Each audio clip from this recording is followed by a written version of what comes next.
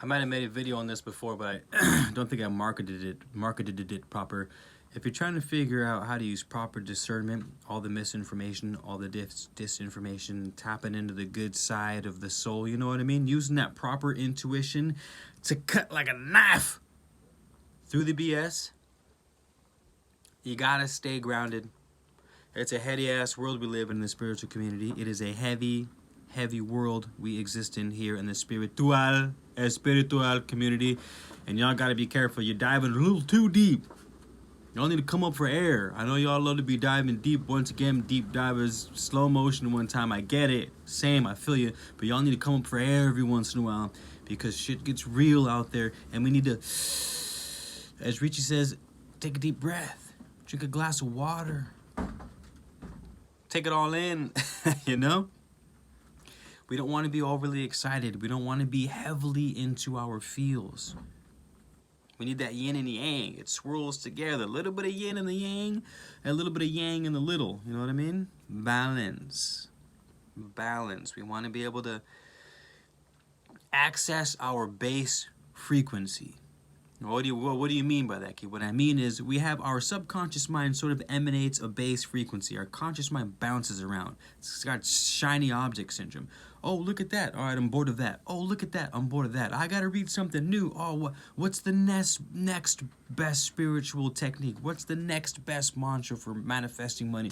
What's the next best mantra for releasing anxiety? It's always like new. I want more books, more text, deep diving, baby, once again.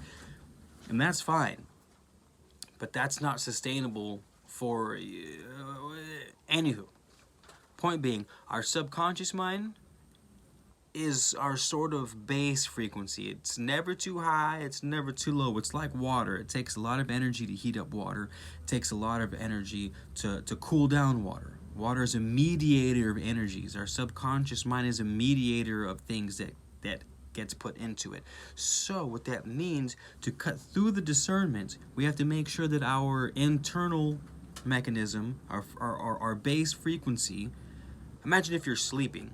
What is the sum of your being when you're asleep? Right? When you're not being emotionally stimulated by a million different things at once. What is your base frequency? Let's say it's a 9 out of 10.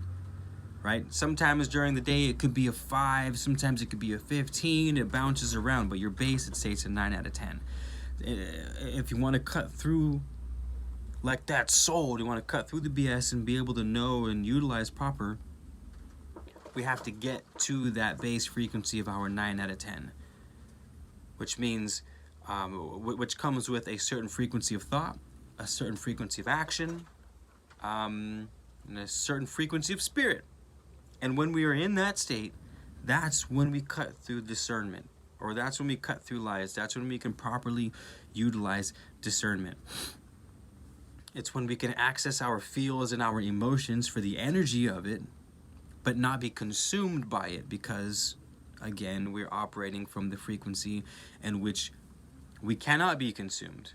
Right? I said 9 out of 10, but I don't mean a frequency from higher to lower. It's not necessarily high is good and low is bad. It's just, it is what it is, period. Right? Sometimes darkness is great. Like my plants need darkness, otherwise they won't go to seed. You know? So it isn't about good or bad. It's just what you are. And if you know and can access what you are as often as possible, your perceptions will be a little more discerning. I hope that does that make sense? Leave a comment if that makes sense. Thank you guys for hanging out. Thanks for being here. My name's Keith. If you're new, man of letters, subscribe to the channel. I'll see you guys soon. All right, peace out.